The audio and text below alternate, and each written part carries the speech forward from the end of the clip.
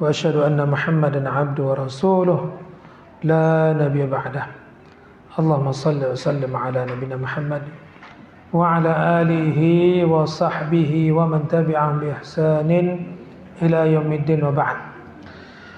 Kaum muslimin rahimani wa rahimakumullah, kita teruskan kajian kita Sirah Nabawiyah. Pada kesempatan kali ini kita akan mengupas sekelumit tentang peristiwa Isra dan Mi'rajnya Nabi kita yang mulia Muhammad sallallahu alaihi wasallam. Ketika terjadinya Isra dan Mi'raj, terdapat beberapa pendapat yang beragam mengenai kapan waktu terjadinya. Sehingga dari sini nanti akan kita ambil begitu banyak ilmu pengetahuan tentang apa yang terjadi saat ini pada kaum muslimin kebanyakan. Yang pertama, pendapat yang mengatakan peristiwa Isra itu terjadi pada tahun ketika Allah memuliakan beliau dengan mengangkatnya sebagai nabi. Jadi kalau kita tahu diangkat sebagai nabi di awal-awal pertama kenabian. Bahkan pendapat ini dipilih oleh Al-Imam At-Tabari. Al-Imam At-Tabari ini seorang ulama besar yang beliau berpendapat Isra-nya Nabi itu terjadi di awal kenabian. Jadi kalau di awal kenabian ketika beliau berumur 40 tahun. Dan sebagaimana kita pahami, kalaulah di awal kenabian, sebagaimana ulama berpendapat turunnya Al-Quran itu di malam Lailatul Qadar, berarti di sepertiga terakhir di bulan Ramadan. Apakah itu malam 21, 23, 25, 27, 29. Ini pendapat ulama Al-Imam At-Tabari. Nah kemudian pendapat yang kedua, peristiwa Isra Mi'raj itu terjadi 5 tahun setelah diutusnya beliau menjadi nabi. Ini pendapat kedua. Bahkan pendapat ini dikuatkan oleh ulama besar juga, Al-Imam An-Nawawi rahimahullah. Dan juga termasuk ulama tafsir yang terkenal, Al-Imam Al-Qurtubi. Jadi pendapat-pendapat tentang Isra Mi'raj ini banyak sekali. Pendapat berikutnya, pendapat yang ketiga, peristiwa ini terjadi pada malam 27 Rajab tahun 10 kenabian. Pendapat ini dipilih oleh Al-Alama Al-Mansur Furi. Ini yang banyak dirayakan sebagian kaum muslimin. Tanggal 27 Rajab. Dikarenakan Al-Alama Mansur Furi adalah seorang ulama yang pakar tentang sejarah Islam. Maka pendapat ini masyhur di kalangan kaum muslimin. Kemudian pendapat keempat, peristiwa ini terjadi 16 bulan sebelum hijrah. Dan ini terjadi di bulan Ramadan tahun 12 kenabian. Ini tahun 12 kenabian. Ada lagi kerancuan di sini. Ya. Begitu lamanya kemudian terjadi Isra Mi'raj. Pendapat yang kelima, peristiwa Isra Mi'raj terjadi 1 tahun 2 bulan sebelum hijrah. Kalau tadi 16 bulan. 1 tahun 2 bulan berarti 14 bulan. Terjadi di bulan Muharram. Yang pertama tadi awal kenabian di bulan Ramadan. Yang pendapat kedua 5 tahun setelah diutus. Pendapat ketiga 27 Rajab. Pendapat keempat 16 bulan sebelum hijrah. Pendapat kelima 14 bulan sebelum hijrah. Tapi uniknya dikatakan ini tahun 13 kenabian pula. Pendapat berikutnya yang keenam, peristiwa ini terjadi 1 tahun sebelum hijrah, tepatnya pada bulan Rabiul Awal tahun 13 kenabian. Nah, dari pendapat ini ada pendapat yang dikuatkan dan ada pendapat yang dilemahkan. Singkatnya, Isra Mi'raj ini adalah peristiwa di mana Nabi kita yang mulia Muhammad SAW menjemput satu syariat yang paling agung dan sangat mulia. Apa itu? Perintah salat. Inilah Isra Mi'raj. Sehingga belum ditemukan mana pendapat yang paling kuat, walaupun ada ulama yang berpendapat ini lebih kuat daripada yang lainnya. Namun dari semua kisah ini tidak ada yang dinyatakan pasti seperti ini. Jadi kalau kita katakan kapan Isra Mi'raj, ulama berbeda pendapat. Sehingga ada yang mengatakan di bulan Ramadan, awal kenabian, ada yang mengatakan sebelum hijrah pun berselisih. Ada yang bilang Rabiul Awal, ada yang bilang Muharram dan seterusnya. Sehingga kalau kita katakan Isra Mi'raj yang saat ini dirayakan oleh kaum muslimin semata-mata adalah perkara yang tidak ada rujukannya kapan itu terjadi. Berdasarkan pendapat ulama yang banyak ini. Dan ini kita ungkapkan bukan berarti kita menyangkal Isra Mi'raj, bukan. Perlu kita perhatikan di sini. Kita mengatakan perbedaan ulama dalam berpendapat tentang kapan Isra Mi'raj bukan berarti kita menyangkal pernah terjadinya Isra wal Mi'raj, bukan.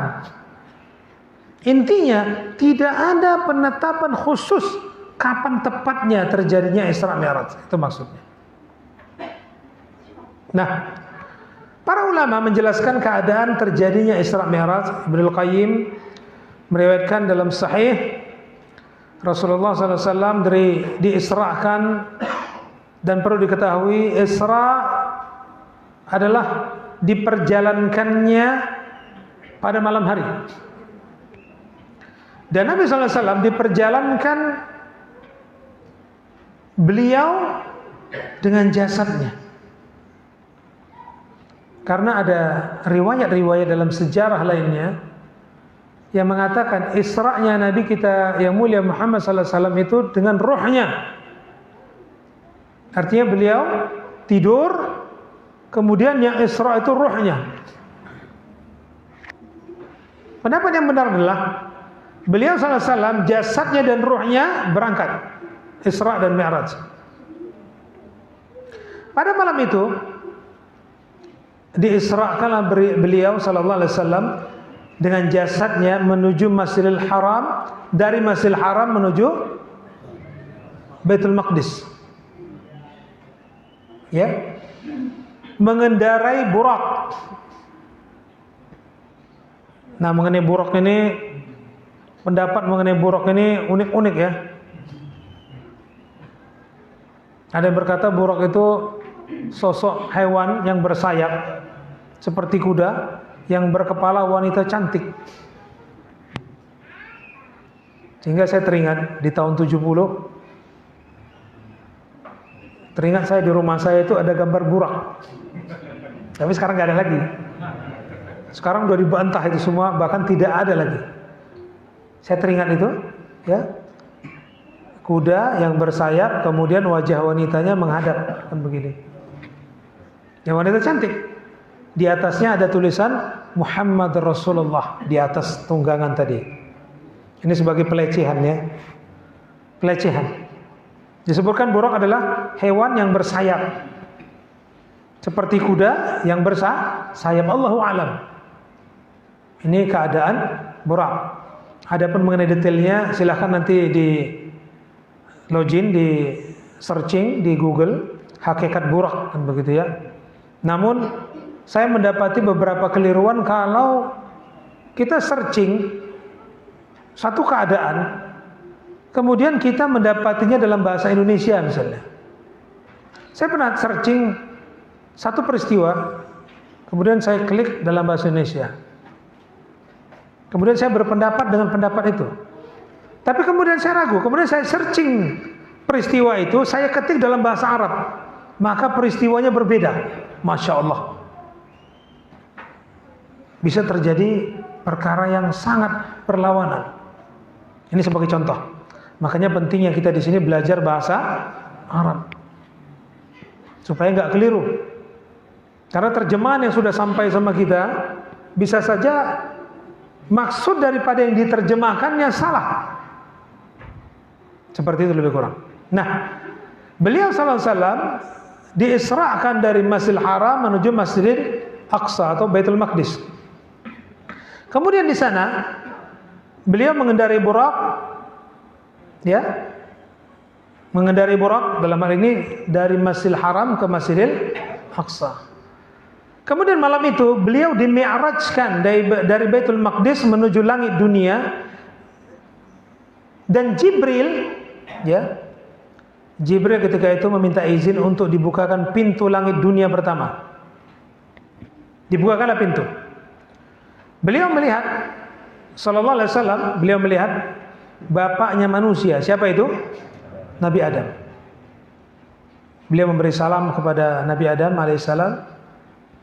Kemudian Nabi Adam menyambutnya, membalas salam tersebut, mengakui tentang kenabian beliau sallallahu alaihi wasallam. Allah juga menampakkan kepada beliau ruh-ruh para syuhada di sebelah kanannya. Di sebelah kanan Nabi Adam. Kemudian ruh-ruh orang yang sengsara di sebelah kirinya. Yang ditampakkan Allah. Maka sebagai riwayat menyebutkan ketika Nabi Adam alaihissalam menoleh ke kanan, beliau tersenyum karena melihat anak cucu keturunannya yang dimasukkan Allah ke dalam surga menjadi orang yang bahagia. Ketika menoleh ke kiri, beliau menangis karena melihat anak cucu keturunannya yang dijebloskan Allah ke dalam neraka. Dan ini ada kisah khusus yang terjadi kepada Nabi Adam, yang disebutkan Nabi ketika berjumpa dengan Nabi Adam. Nah, kemudian beliau dimi'rajkan lagi ke langit kedua. Jibril meminta izin agar dibukakan pintunya untuk beliau sallallahu alaihi wasallam. Di sana beliau melihat Nabi Yahya bin Zakaria dan Isa bin Maryam. Menjumpai keduanya dan memberi salam. Keduanya menjawab salam, menyambut serta mengakui kenabian beliau. Seterusnya beliau dimi'rajkan lagi ke langit ketiga. Di sana beliau melihat Nabi Yusuf. Lalu memberi salam kepadanya. Dia membalasnya, menyambut beliau serta mengakui kenabian beliau. Dan peristiwa tentang Nabi Yusuf, Nabi kita mulia Muhammad SAW bersabda, sesungguhnya Yusuf memiliki ketampanan separuh Nabi Adam. Jadi manusia paling tampan siapa? Nabi Adam. Karena dia sudah melihat Nabi Adam, kemudian dia melihat Nabi Yusuf. Maka Nabi mengatakan, sesungguhnya Yusuf alaihissalam memiliki separuh ketampanan Nabi Adam. Ini dapat kita maklumi, karena dialah manusia pertama yang Allah ciptakan. Keadaan yang sangat sempurna. Inilah Nabi Adam alaihissalam. Namun orang banyak menyebutkan tentang tampannya Nabi Yusuf, dikarenakan kisah tentang Nabi Yusuf. Dijalankan di hadapannya, ya, para wanita yang ketika itu sedang membawa pisau kemudian mengiris memotong buah. Maka Yusuf disuruh berjalan di hadapan mereka. Maka semuanya akbarna, merasa kagum, terheran-heran. Sampai mereka berkata, in hadza huwa malakun karim. Ini seperti malaikat ini. Malaikat yang mulia. Qatta'na aydahun. Sehingga mereka memotong atau mengiris tangan mereka sendiri.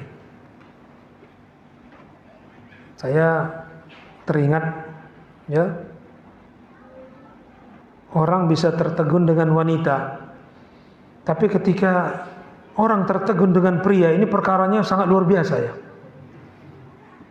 Luar biasa. Dan saya terpikir, apa mungkin seperti itu? Tapi ketika saya berada di luar, dan itu bisa terjadi, Masya Allah. Orang-orang yang tampan itu memang ada. Dan kita pun, walaupun kita wujudnya laki-laki, kita sendiri merasa, Masya Allah, luar biasa. Ini keadaan yang terjadi. Memang ada serpihan, saya katakan serpihan, ya. Orang-orang yang kalau kita jumpai di luar sana, serpihan dari Nabi Yusuf. Subhanallah. Ini keadaannya. Baik. Kemudian beliau dimi'rajkan lagi ke langit keempat. Di sana beliau melihat Nabi Idris, lalu memberi salam kepadanya. Dia menyambut beliau dan mengakui kenabian beliau. Kemudian beliau dimi'rajkan lagi ke langit kelima. Di sana beliau melihat Nabi Harun bin Imran, lalu memberi salam kepadanya. Dia menyambut beliau dan mengakui kenabian beliau. Kemudian beliau dimi'rajkan lagi ke langit 6. Di sana beliau bertemu dengan Nabi Musa bin Imran, lalu beri salam kepadanya. Dia menyambut beliau sallallahu alaihi wasallam dan mengakui kenabian beliau. Tatkala beliau berlalu, Nabi Musa menangis. Mau berangkat, berlalu dari Nabi Musa menangis. Ditanyakan kepadanya, apa yang membuat menangis? Dia menjawab, aku menangis karena ada seorang yang diutus setelahku, yang jumlah umatnya yang masuk surga jauh lebih banyak dari umatku. Ini nangisnya Nabi Musa alaihissalam, mengetahui ada nabi terakhir yang diutus setelahku, namun umatnya jauh lebih banyak dari umatku. Bahkan umat pertama yang dimasukkan Allah ke dalam surga adalah umat Nabi Muhammad sallallahu alaihi wasallam. Bahkan manusia pertama yang diperkenankan Allah masuk surga siapa? Nabi kita Muhammad sallallahu alaihi wasallam. Nah, setelah itu beliau dimi'rajkan lagi ke langit ketujuh. Di sana beliau bertemu dengan Nabi Ibrahim. Lalu beliau memberi salam kepadanya, menyambut beliau dan mengakui kenabian beliau. Peristiwa berjumpa dengan Nabi Ibrahim ini dalam sebuah kisah lagi disebutkan bahwasanya Nabi Ibrahim bersama para anak-anak penghuni surga. Dan beliau Nabi Ibrahim alaihissalam adalah orang yang mengayomi anak-anak penghuni surga. Siapa mereka di situ? Anak-anak yang wafat sebelum usia baligh. Maka dalam Islam, siapapun anaknya yang dia dilahirkan kemudian belum balik, dia wafat, maka dia menjadi penghuni surga dan dia bersama dengan Nabi Ibrahim alaihissalam. Nah, kemudian Nabi kita yang mulia Muhammad SAW naik ke Sidratul Muntaha, lalu naik lagi ke Baitul Maqmur, dinaikkan untuknya. Kemudian beliau dimi'rajkan lagi menuju Allah yang maha agung lagi maha perkasa. Beliau mendekat kepadanya hingga hampir sejarak 2 busur atau lebih dekat lagi. Kemudian dia mewahyukan kepada hambanya apa yang dia wahyukan, mewajibkan kepadanya 50 waktu sholat. Kemudian beliau kembali hingga melewati Nabi Musa. Inilah peristiwa Isra' Mi'rajnya Nabi kita yang mulia Muhammad SAW.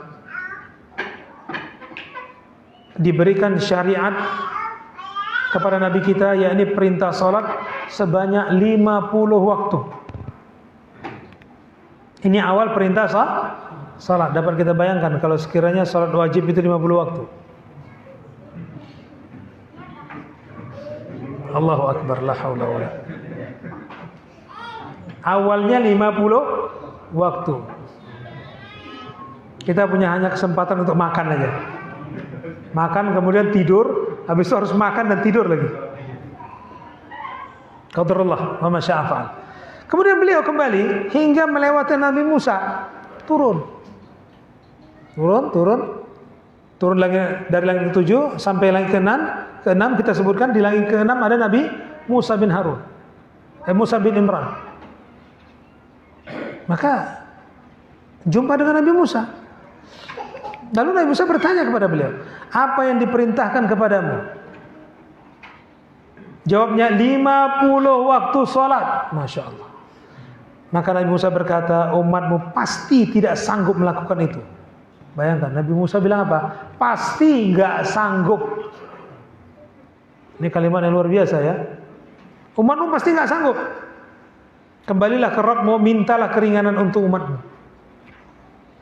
Beliau menoleh ke arah Jibril. Dia tengok Jibril.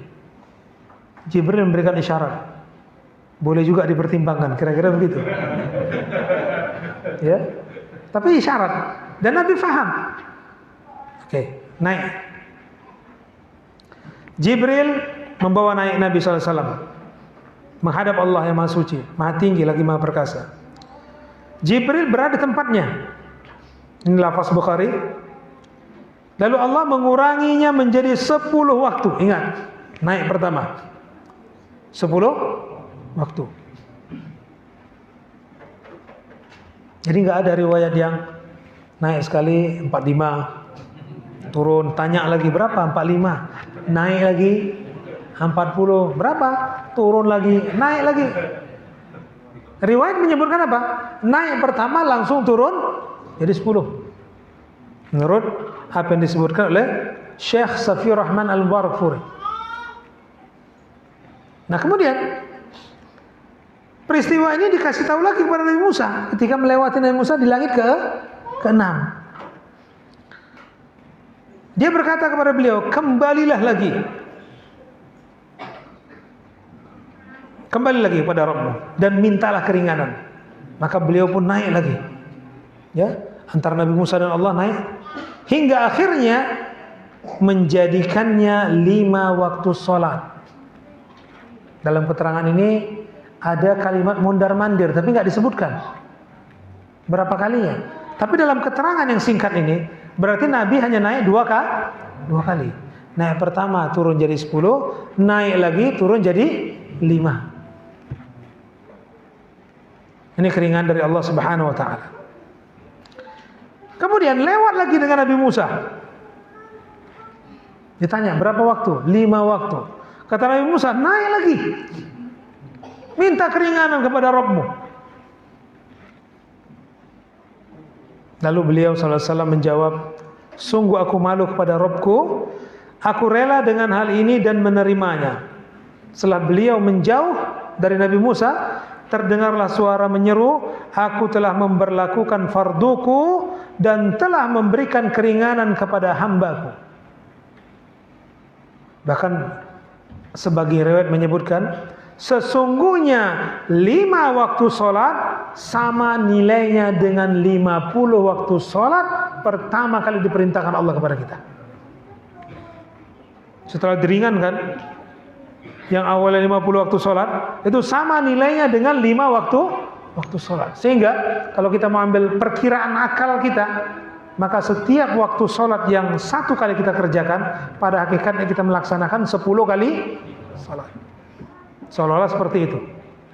Karena riwayat yang lain menyebutkan 50 ya sama dengan 5 waktu sholat. Artinya seorang hamba yang melaksanakan 5 waktu sholat sama nilainya dengan dia melaksanakan 50 waktu sholat. Nah, kemudian ada perbedaan. Apakah Nabi SAW melihat Allah dengan mata telanjang? Ulama berbeda pendapat. Tapi pendapat yang rajih menyebutkan bahwasanya Nabi kita Muhammad SAW tidak melihat Allah dengan mata telanjang. Tidak sama sekali. Karena tidak ada satu riwayat pun dari sahabat yang menyebutkan hal ini. Ini pendapat yang benar. Bahkan pendapat lain mengatakan bahwasanya Nabi kita Muhammad SAW melihat nur. Apa itu nur? Cahaya. Karena dibalik cahaya, ya, Allah tidak dilihat Nabi SAW, akan tapi Nabi melihat nur. Ini pendapat yang benar tentang peristiwa Isra Mi'raj. Nah, adapun yang terdapat dalam surah An-Najm, kemudian dia mendekat lalu bertambah dekat lagi. Makna di sini adalah ya mendekatnya Jibril. Ya, bertambah dekatnya Jibril. Sehingga Nabi SAW ada dua kejadian. Pertama, dia melihat Jibril tatkala pertama kali yang kita sebutkan riwayat Nabi tersungkur karena melihat Jibril berada di ufuk. Kalau dikatakan ufuk itu bagian kalau misalnya bumi ini terbelah dua, ya, maka ada ufuk barat dan ufuk timur, kan begitu. Nah, maka Jibril sebesar ufuk. Bayangkan, kalau kita melihat makhluk sebesar langit, memenuhi langit, mungkin kita pingsan langsung. Begitu besar. Ini pertama kali Nabi kita yang mulia Muhammad SAW melihat Jibril. Dan dikatakan juga beliau melihat Jibril dalam bentuk aslinya ketika di Sidratul Muntaha. Jadi dua kali beliau melihat Jibril alaihissalam. Nah, kemudian peristiwa lainnya di dalam sebuah riwayat bahwasanya Nabi SAW, dan ini pernah kita dengar, Nabi SAW sebelum dimi'rajkan dibelah lagi dadanya untuk yang kedua kali. Saya teringat dulu tahun-tahun 80 kalau ada peristiwa Isra Mi'raj. Ya kebetulan dulu panitia kan gitu ya. Jadi saya teringat karena saya panitia, ditunjukkan gambar saya jadi panitia. Oh kenapa gini sekarang? Ya kan nggak apa-apa. Kalau kita tahu yang benar itu kan kita harus ikut dia. Dulu aja kau panitia, ini tengok nih. Tunjuknya foto saya. Ya Allah. Itu kan dulu saya bilang. Panitia perayaan Isra Mi'raj. Dulu PHBI namanya ya. Panitia Hari Besar Islam. Pokoknya kalau namanya panitia ya sibuk-sibuk lah. Ya mau Isra Mi'raj, mau Maulidan dan segala macam. Bahkan kalau ada kematian pun dipanggil juga. Ya, itu sekilas saja. Baik, di situ dikisahkan bahwasanya beliau ditawari susu dan arak. Nah, ini peristiwa yang masyhur ini. Kalau ceramah yang ada di peristiwa Isra Mi'raj, maka beliau memilih susu. Ya, maka dikatakan kepada beliau, engkau telah mengenai fitrah. Andai kata engkau mengambil arak, tentu umatmu akan sesat. Tapi ustadznya ketika itu bilang nggak gitu. Andai kata engkau memilih arak, umatmu semua akan menjadi pemabuk. Ya. Yang jelas, ini cobaan Nabi ketika di mi'rajkan. Nah, kemudian beliau melihat 4 buah sungai di surga. 2 sungai nampak dan 2 lagi tersembunyi. 2 sungai nampak itu adalah sungai Nil dan Eufrat. Yang unsur keduanya, sedangkan yang tidak nampak adalah 2 sungai di surga. Kemudian beliau lagi melihat malaikat Malik, penjaga neraka yang perawakannya tidak pernah tertawa, di wajahnya tidak terpancar kegembiraan dan keceriaan. Beliau juga melihat surga dan neraka. Maka ada satu anekdot ya. Kalau ada orang yang nggak punya sifat ceria, kusam saja, muram saja, bahkan nggak nampak gembiranya, itu digelar dengan apa? Malaikat Malik.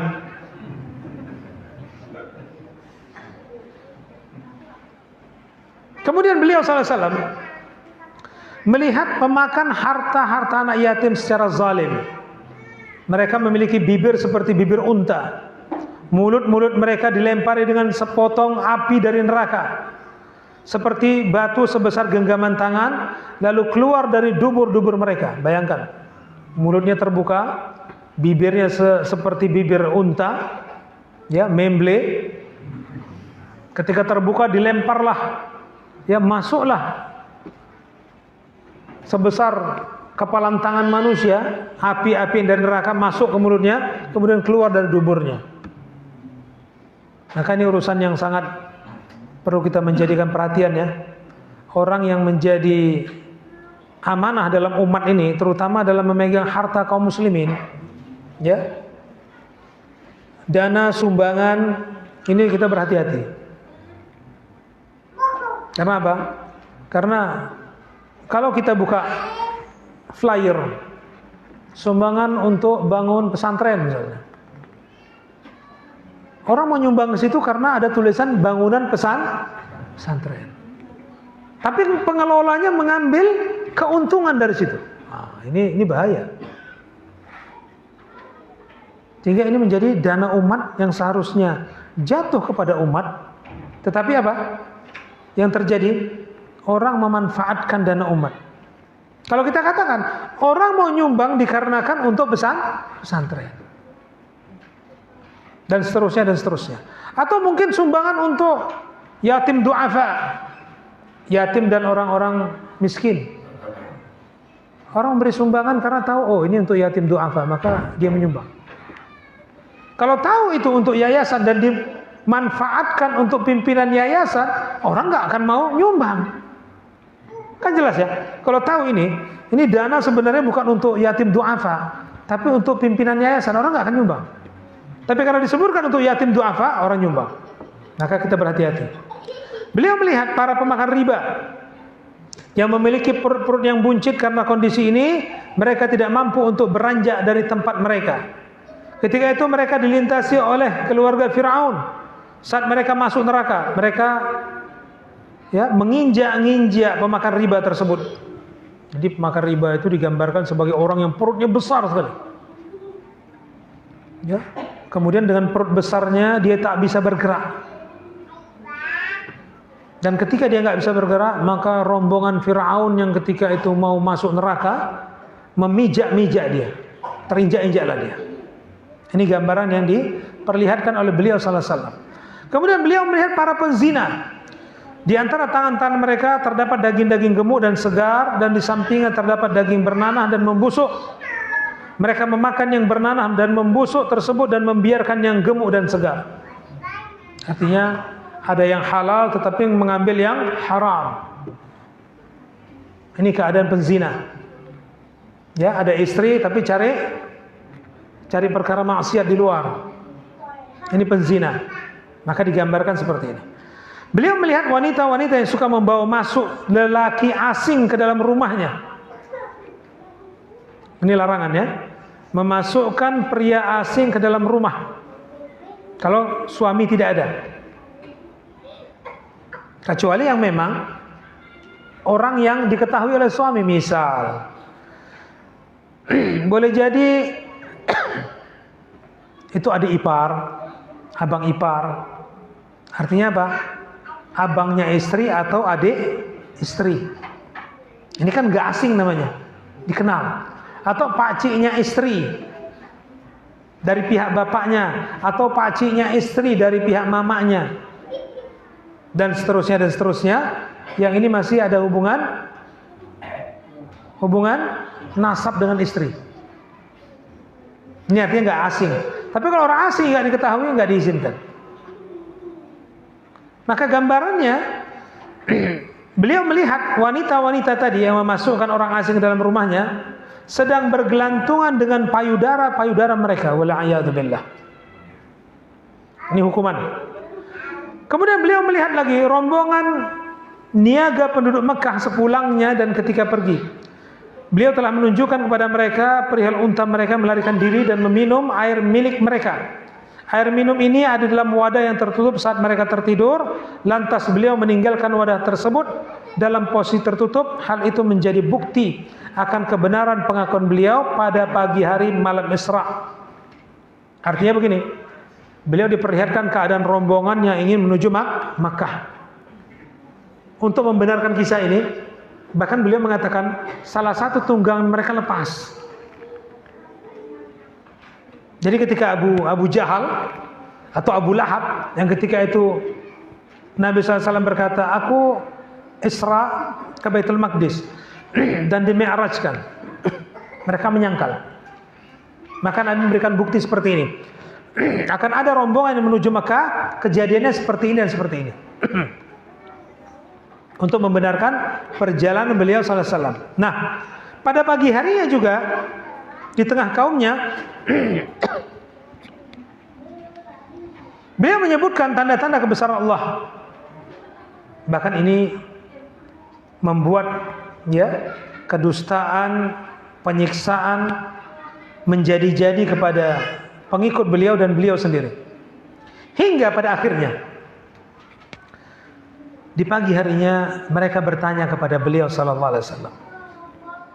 Yang pertanyaan ini kalau sekiranya kita pertanyakan kepada kita semua di sini, kita pun nggak bisa jawab. Kalau kau pernah datang ke Baitul Maqdis, berapa pilar di Baitul Maqdis? Sebaliknya saya bertanya, kalau pernah selalu di Rafi' bin Malik, berapa jendelanya? Ayo langsung jawab. Udah berkali-kali kan, tapi nggak pernah hitung. Ya, ini pertanyaan orang Quraisy. Maka keadaan ini kaum muslimin, ini menjadi satu keadaan. Kita sendiri kalau ke masjid, ya, ke masjid ini yang sudah berkali-kali nggak pernah ngitung berapa jendela. Nah, sekarang udah terhitung kan gitu. Ya, 6 kali 3 langsung dapat. Tapi kan Nabi sekilas datang nggak sempat. Kapan pula bisa ngitung pilar? Tapi ini kuasa Allah. Allah jadikan keadaannya apa? Allah tampakkan Baitul Maqdis sekali lagi kepada Nabi. Dulu ya waktu peristiwa ini disebutkan kepada kita penceramah-penceramah dari yang di Isra Mi'raj, saya berpikir kayak mana itu ya? Sekarang sama saya mudah ya, memang ada. Sekarang kan banyak layar lebar. Bahkan kalau ada baliho-baliho itu, ya sekarang kan pakai TV. Sebesar-besarnya bisa ditampilkan. Sekarang orang mudah untuk mencernanya. Zaman itu bingung, kayak mana itu? Kayak mana itu bisa ditampilkan? Kok bisa ditunjukkan sama dia Baitul Maqdis? Bahkan sekarang kita mudah untuk memahaminya. Maka ditampakkan Allah sekali lagi gambaran Baitul Maqdis. Maka Nabi menyebutkan keadaan tiangnya, keadaan dalamnya dan seterusnya. Maka mereka pun terheran-heran. Kok bisa Nabi tahu keadaan Baitul Maqdis? Ya, ini merupakan mukjizat Nabi kita yang mulia Muhammad sallallahu alaihi wasallam. Nah, ketika itulah orang yang sangat mempercayai berita tentang Isra Mi'raj Nabi sallallahu alaihi wasallam siapa? Abu Bakar As-Siddiq. Maka ketika itu beliau digelar As-Siddiq, orang yang selalu membenarkan Nabi Muhammad sallallahu alaihi wasallam. Baik. Sampai di sini yang dapat kita sampaikan pada kesempatan kali ini. Semoga ada manfaatnya untuk kita semua. Usikum wa nafsi bitaqwallah faqad fazal muttaqun. Saya menasihati diri saya terutama dari kita semua untuk bertakwa kepada Allah, dan beruntunglah orang yang bertakwa kepadanya. Kita tutup dengan doa kafaratul majlis. Subhanakallahumma bihamdika asyhadu an la ilaha illa anta astaghfiruka wa atubu ilaik. Billahi taufiq wal hidayah. Wassalamualaikum warahmatullahi wabarakatuh.